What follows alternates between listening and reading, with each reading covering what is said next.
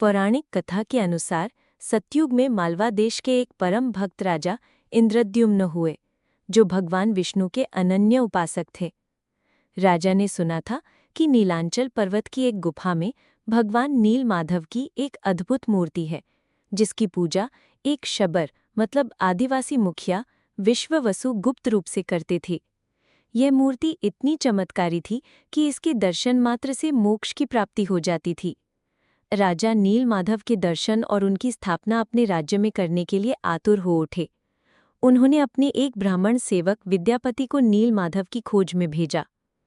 विद्यापति अनेक कष्टों को सहते हुए नीलांचल पर्वत पर पहुंचे और कड़ी मेहनत के बाद विश्ववसु के निवास स्थान का पता लगाया।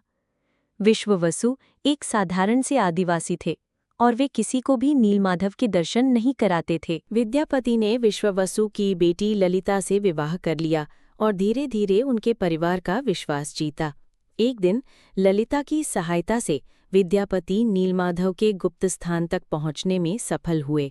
उन्होंने देखा कि विश्ववसु एक वृक्ष के नीचे विराजमान नीले रंग की मूर्ति की पूजा कर रहे थे, जो दिव्य तेज से प्रकाशित थी। विद्यापति ने तुरंत राजा इंद्रद्युम्न को ये शुभ समाचार भेजा।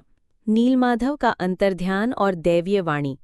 राजा इंद्रद्युम्न तुरंत अपनी सेना और मंत्रियों के साथ नीलांचल पर्वत की ओर प्रस्थान कर गए, लेकिन जैसे ही वे नीलमाधव के स्थान पर पहुंचे, मूर्ति अचानक अंतर्ध्यान हो गई। राजा अत्यंत निराश हुए और उन्हें लगा कि उनके पापों के कारण ही उन्हें भगवान के दर्शन नहीं हो पाए। उन्होंने प्रायश्चित के लिए घोर तपस्या की। उनकी तपस्या से प्रसन्न होकर भगवान विष्णु ने उन्हें स्वप्न में दर्शन दिए और कहा कि वे शीघ्र ही पुरी के समुद्र तट पर एक विशालकाय सुगंधित दारू यानी काष्ठ खंड के रूप में प्रकट होंगे। राजा को आदेश दिया गया कि वे उस लकड़ी के टुकड़े से उनकी और उनके भाई बहनों की मूर्तियों का निर्माण करवाकर एक भव्य मंदिर में स्थापित करें। दारू ब्रह्म का आगमन और विश्वकर्मा की शर्त। राजा इंद्रद्युम्न ने भगवान के आदेश का पालन किया। कुछ ही समय बाद समुद्र तट पर सचमुच एक विशालकाय लकड़ी का लट्ठा तैरता हुआ मिला, जो दिव्य सुगंध से युक्त था। ये दारू ब्रह्म के नाम से जाना जाने लगा। राजा ने अनेक कुशल मूर्तिकारों और बढ़इयों को बुलाया, लेकिन कोई भी उस दिव्य लकड़ी को काट नहीं पा रहा था। उनके औजार टूट जाते थे और कोई भी कारीगर उस लकड़ी को छू भी नहीं पाता था। राजा एक बार फिर चिंतित हो गए। तभी एक वृद्ध और रहस्यमयी बढ़ई के रूप में स्वयं भगवान विश्वकर्मा यानी देवताओं के वास्तुकार प्रकट हुए। उन्होंने राजा से कहा कि वे मूर्तियों का निर्माण कर सकते हैं, लेकिन उनकी एक कठोर शर्त थी। उन्होंने कहा कि उन्हें एक बंद कमरे में बिना किसी बाधा के, बिना किसी के देखे 21 दिनों तक काम करने दिया जाए। यदि कोई भी इस दौरान कमरे का दरवाज़ा खोलेगा तो वे काम अधूरा छोड़कर चले जाएंगे। राजा और रानी ने विश्वकर्मा की शर्त स्वीकार कर ली और उन्हें एक विशेष मंडप में काम करने के लिए छोड़ दिया गया। बाहर से आरी, छेनी और हथौड़ी की आवाज़ें लगातार आती रहीं, जिससे ये सुनिश्चित होता रहा कि काम चल रहा है। अधीरता का परिणाम। अधूरी मूर्तियाँ। जैसे जैसे दिन बीतते गए, राजा और विशेषकर रानी गुंडीचा की उत्सुकता और अधीरता बढ़ती गई। 14वें दिन या कुछ कथाओं के अनुसार 17वें दिन आवाज़ें अचानक बंद हो गई। रानी को लगा कि बढ़ई भूखा या बीमार पड़ गया होगा या शायद मर गया होगा।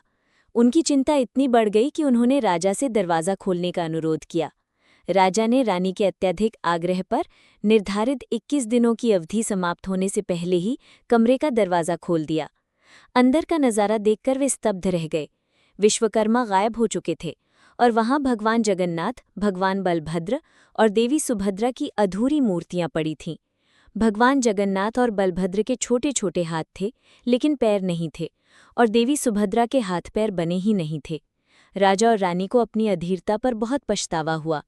वे अत्यंत दुखी थे कि उन्होंने भगवान के आदेश का उल्लंघन किया और मूर्तियां अधूरी रह गईं। दैवीय स्वीकृति और स्थापना। राजा की निराशा देखकर स्वयं भगवान ब्रह्मा वहां प्रकट हुए। उन्होंने राजा को सांत्वना दी और समझाया कि ये मूर्तियां अपने इसी अधूरी अवस्था में ही पूर्ण और दिव्य हैं। उन्होंने कहा कि ये भगवान की ही इच्छा थी कि वे इसी रूप में प्रकट हों, जो ये दर्शाता है कि भगवान ब्रह्मांड में हर रूप में उपस्थित हैं और उन्हें किसी भौतिक पूर्णता की आवश्यकता नहीं है। उनकी बड़ी बड़ी आंखें इस बात का प्रतीक हैं कि वे संसार को हर दिशा से देख रहे हैं और सभी पर अपनी कृपा दृष्टि बनाए हुए हैं। ब्रह्मा जी के आदेशानुसार राजा इंद्रद्युम्न ने उन अधूरी मूर्तियों को ही स्थापित किया। उन्होंने भव्य जगन्नाथ मंदिर का निर्माण कराया और विधि विधान से इन मूर्तियों को प्रतिष्ठित किया। तभी से भगवान जगन्नाथ, बलभद्र और सुभद्रा की ये अधूरी मूर्तियां पुरी के जगन्नाथ मंदिर में विराजमान हैं और लाखों भक्तों की श्रद्धा का केंद्र बनी हुई है।